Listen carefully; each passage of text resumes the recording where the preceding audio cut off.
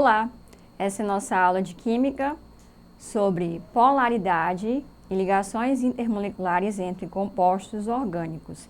Essa aula é para a terceira série do ensino médio. Eu sou a professora Daniele e essa é a nossa 25ª aula de Química.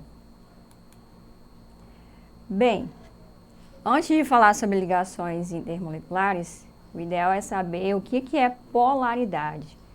E como essa imagem vocês podem ver, você vê aqui uma quantidade de petróleo, né? Que principalmente acontece muitos incidentes ambientais, onde é despejado petróleo através de navios, né, mercantes. E nós precisamos saber o que é polaridade. Polaridades são o que ocorre entre ligações covalentes. Quando dois átomos, né, compartilham elétrons e existe uma estabilidade segundo a regra do octeto. E existem algumas exceções. Também existe uma certa eletronegatividade.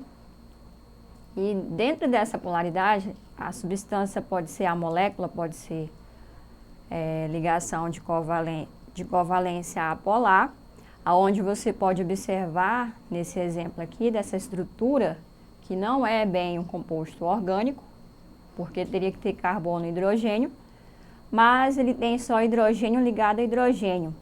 Existe um campo de força aqui nessa molécula, que é o H2 gasoso, aonde esse campo de força ele se anula e ele vai criar essa carga zero. Então, nesse momento de polo, ele é zero, mostrando assim que é uma molécula de ligação covalente apolar. Nós temos outro exemplo também, que é a ligação polar. Então, ela vai criar um polo. Ao contrário que a anterior, você viu que ela não formava polo, o A quer dizer não. Essa daqui vai criar uma carga que é do ácido clorídrico, aonde o hidrogênio ele vai criar uma carga parcial mais e o Cl uma carga parcial menos, ele vai ser puxado o hidrogênio pelo cloro, que é mais eletronegativo, ok? Então vamos lá. Quanto aos compostos orgânicos, nós temos que existem algumas formas de ligações e a ligação básica entre carbono e hidrogênio é tetraédrica, como você sabe. Algumas dessas ligações vão ficar ligadas a essa cadeia. E dentre elas nós temos os elementos básicos, né, que é compostos que têm oxigênio, os haletos orgânicos, os nitrogênios e também o enxofre, que pode ser usado também na formação de uma cadeia orgânica. Dentre esses átomos aqui, os que têm elétrons desemparelhados são o oxigênio, o nitrogênio e o enxofre. E eles podem fazer ligação de hidrogênio de acordo com as forças intermoleculares. Bem, nós temos aqui agora o óleo de cozinha, que ele é immiscível, como vocês podem ver aqui. Então, quando a gente coloca o óleo mais a água, faz essa mistura, o que acontece é que eles não se misturam, então eles são immiscíveis. E existe uma diferença de densidade, mas aqui você pode observar que existe uma substância apolar, que ela não cria polo, e também uma substância apolar. Gente, como vocês sabem, a água ele é considerado solvente universal, ele é um óxido, e ela é utilizada como parâmetro para você identificar outra substância, se é polar ou se é apolar. Quando essa substância se mistura com a água, ela vai se caracterizar como uma substância polar, porque a característica da água é de polaridade. Bem, aqui nós temos algumas cadeias orgânicas, onde a gente vai observar a questão da polaridade entre elas. E olha só, na primeira molécula aqui, enorme, né? Você pode observar que essa molécula, pela presença do oxigênio aqui, ela é uma cadeia orgânica polar, ok? Composto anidrido de cadeia polar. Bem, o composto 2, como vocês podem observar na figura, ele é uma substância apolar, quer dizer, ela é uma estrutura bem estabilizada, de uma cadeia saturada, onde só tem simples ligações. Na próxima cadeia, você pode observar que existe um ladinho perto aqui no final, né, que existe uma polaridade, porém essa parte é apolar, mas então existe uma polaridade nessa substância aqui, que é um hidrocarboneto, por causa da presença da hidroxila. Nós temos o outro 4, que também vai ser uma substância polar por causa da carbonila e do oxigênio, né? Dos oxigênios através da hidroxila e da carbonila. Então, ela vai ter muita facilidade de interagir com a água, de ser miscível com a água. Logo no número 5, na substância número 5, nós vemos uma cadeia também uniforme, que é apolar. E na número 6, você vê também uma substância polar, que é um éster, ok? Por causa dessa carbonila, ela vai se tornar polar. E a 7ª e a última, nós temos uma substância, gente, apolar. Apolar, geralmente, os hidrocarbonetos, cadeias que têm só carbono, hidrogênio e cadeias saturadas. Bem, quanto à polaridade, à solubilidade, nós temos que o soluto polar tende a se dissolver bem em solvente polar. Soluto apolar tende a se dissolver bem em solvente apolar. Então, aqui nós temos o exemplo de substâncias polares que se misturam. O metanol, o álcool e a acetona. Compostos que não se misturam, derivados do petróleo.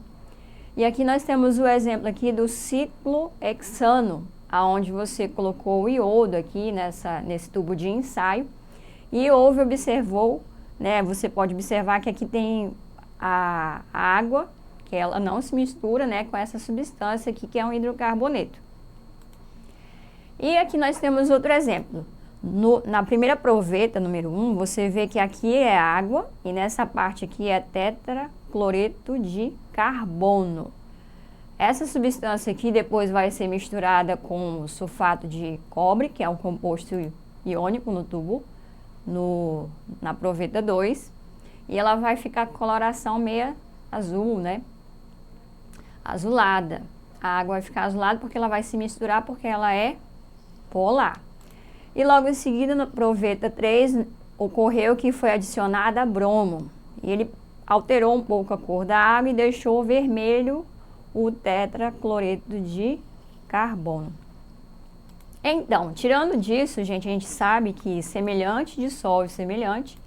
E está aqui a nossa estrutura, que é o tetracloreto de carbono, que está aqui embaixo. Ó, ele só reagiu quando foi uma substância apolar para poder mudar a coloração dele. Bem, em geral, dos compostos orgânicos, os hidrocarbonetos têm a sua maioria substâncias apolares. Vamos dizer que 99% tem baixa polaridade, é insolúvel em água. Dos álcools, os álcools eles possuem polaridade ou apolaridade, depende muito do tamanho da cadeia, né? E observando o metanol são substâncias solúveis em água. O fenol também, ele é relativamente solúvel em água. O ésteres são relativamente solúveis em água também. Os aldeídos são solúveis em meio aquoso, sendo solúvel também em compostos orgânicos como o álcool, o éter e benzeno também. E os ácidos carboxílicos, dependendo da quantidade de carbonos, ele vai ser ou não solúvel em água. Isso vai depender muito, gente, do encadeamento, do tamanho da cadeia orgânica, se existe ou não insaturação, dupla ligação ou tripla, e a presença de haletos orgânicos ou compostos oxigenados, nitrogenados, ou também a presença de enxofre também, que vai determinar se a substância é polar ou apolar. Baseado nisso, nós temos também as forças intermoleculares, né, que é de polo induzido, como vocês veem aqui o hélio, o exemplo, que é um composto inorgânico, né? E nós temos aqui, são moléculas apolares. A força de polo permanente, nós temos aqui o exemplo de moléculas polares. E aqui as ligações de hidrogênio, como você já deve ter visto, que elas fazem ligação com o flúor, oxigênio, nitrogênio. Então, mas observando de maneira geral, as forças intermoleculares, o que tem maior força é a ligação de hidrogênio. A segunda é o dipolo permanente e o dipolo induzido. Aqui nós temos o exemplo aqui na ligação de hidrogênio do ácido carboxílico, né, que ela é uma substância polar, que ela pode se ligar com essas substâncias aqui. Já na substância, na força de polo induzido, nós temos aqui alguns compostos orgânicos apolares, principalmente o petróleo, né, gente? E força de polo, nós temos aqui a presença de uma infinidade de cetonas, que não está sendo descrito no exemplo, mas são compostos orgânicos que têm essa capacidade de fazer ligações intermediárias, né? Então, como exemplo para vocês, nós temos aqui as forças intermoleculares. Elas são feitas em ácidos, em hidrocarbonetos, né? Então, aqui nós temos uma cadeia onde ela é apolar, ela faz dipolo induzido. Nessa outra estrutura aqui, nós temos a ligação por dipolo permanente ou dipolo-dipolo e as ligações de hidrogênio, gente, que são polar. Essas duas são polar e apenas quem é apolar é essa substância aqui.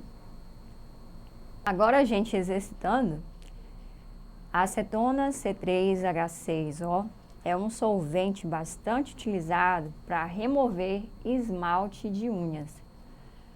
A dimetilcetona apresenta força intermolecular, letra A, ligação de hidrogênio, letra B, dipolo induzido e letra C, dipolo permanente. Bem, pessoal, como vocês viram, essa estrutura aqui, ó, ela tem a carbonila presente nela. Não é um hidrocarboneto, totalmente só carbono e hidrogênio, então a nossa resposta é dipolo permanente. Tem ligação de hidrogênio média. E, portanto, também interage com a água, né? Vamos lá.